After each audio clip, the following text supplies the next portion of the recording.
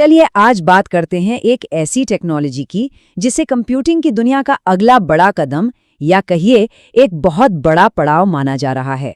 तो इसकी अहमियत समझने के लिए चलिए शुरुआत करते हैं Zscaler के सीईओ जे चौधरी के एक बहुत ही दमदार बयान से। उनका कहना है कि ये बदलाव क्लाउड या आईओटी से भी बड़ा है। सोचिए, मतलब हम किसी छोटे मोटे सुधार की बात नहीं कर रहे हैं, बल्कि एक पूरे के पूरे नए दौर की शुरुआत की बात कर रहे हैं।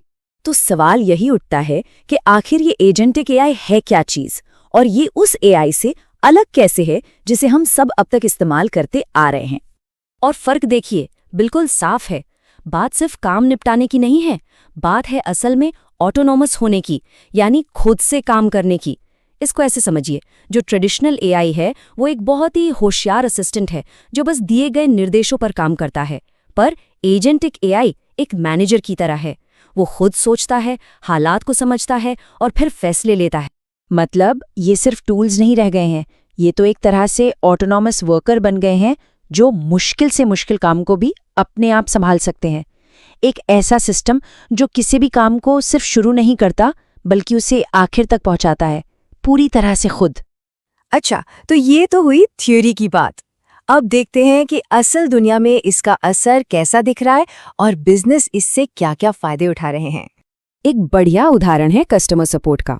एजेंटिक एआई को लागू करने के बाद ऐसे मामले करीब 50% तक कम हो गए हैं जहां किसी इंसान को दखल देना पड़ता था। 50%, ये सच में एक बहुत बड़ा नंबर है। और साइबर सिक्योरिटी की दुनिया में तो ये समझिए कमाल ही हो गया है। जो जांच पहले आधा घंटा लेती थी, सोचिए 30 मिनट, वो अब एजेंटिक एआई की मदद से सिर्फ 2 मिनट में हो जाती है। ये किसी भी सिक्योरिटी टीम के लिए एक गेम चेंजर से कम नहीं है। लेकिन जब भी इतनी ताकत और इतनी आज़ादी मिलती है तो एक सवाल हमेशा खड़ा होता है कि इसके साथ जुड़े हुए खतरे क्या हैं, क्या कोई रिस्क भी है? तो चलिए अब इसी पर बात करते हैं, समझते हैं कि एजेंटिक एआई से किस तरह के नए खतरे पैदा हो रहे हैं।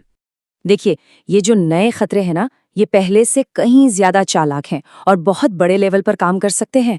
और इनकी स्पीड का मुकाबला करना इंसानों के लिए लगभग नामुमकिन है। जरा सोचकर देखिए ऐसे ऑटोमेटेड हैकर्स के बारे में जो 24 घंटे 7 दिन बिना थके सिस्टम में कमजोरियां ढूंढ रहे हों। और यहाँ पर जे चौधरी की एक चेतावनी बहुत जरूरी हो जाती है।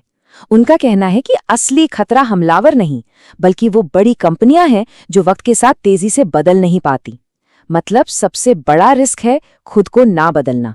तो इस नई सच्चाई का सामना करने के लिए हमें सिक्योरिटी के बारे में सोचने का अपना पूरा तरीका ही बदलना होगा। अब पुराने तौर तरीके काम नहीं आने वाले, वो नाकाफी हैं। और इन ऑटोनॉमस खतरों से बचने के लिए एक खास रणनीति सुझाई जाती है जिसे कहते हैं जीरो ट्रस्ट सिक्योरिटी फ्रेमवर्क। जैसा नाम से ही पता चल रहा है, यह एक ऐसा मॉडल है जो किसी पर भी आंख बंद करके भरोसा नहीं करता। इसका मतलब बहुत सीधा है, नेटवर्क के अंदर किसी भी यूजर या किसी भी एप्लीकेशन पर ऑटोमैटिकली भरोसा नहीं किया जाता, बल्कि हर डिजिटल लेन देन के हर एक स्टेप पर उसकी पहचान को वेरीफाई किया जाता है, उसे परखा जाता है। और इससे होता क्या है? सुरक्षा की एक बहुत ही मजबूत दीवार खड़ी हो जाती है। तो अब सवाल आता है कि ठीक है, ये सब तो समझ आ गया, पर कंपनियां इस नए और कॉम्प्लेक्स माहौल में सेफ तरीके से आगे कैसे बढ़ें? क्या कोई एक्शन प्लान है? हाँ बिल्कुल, इसके लिए एक स्ट्रेटेजिक और मेथोडिकल तरीका अपनाने की सलाह दी जाती है।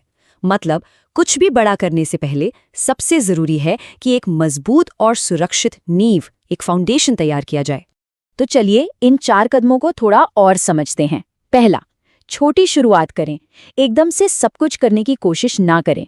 दूसरा, प्रैक्टिकल बने, ऐसे काम चुनें जो असल में बिजनेस की कोई प्रॉब्लम सॉल्व करते हों। तीसरा, और ये सबसे जरूरी है, ऑटोनॉमस एजेंट्स को लाने से पहले अपनी जीरो ट्रस्ट सिक्योरिटी की नींव को मजबूत करें। और चौथा, एआई एजेंट्स आपस में और दूसरे सिस्टम से कैसे बात करेंगे, इसके लिए एकदम साफ नियम बनाएं। तो आखिर में ये पूरी बातचीत हमें एक बहुत ही जरूरी सवाल के साथ छोड़ जाती है। भविष्य तो ऑटोनॉमस होने जा रहा है, पर क्या हमारी सिक्योरिटी उसके लिए तैयार है?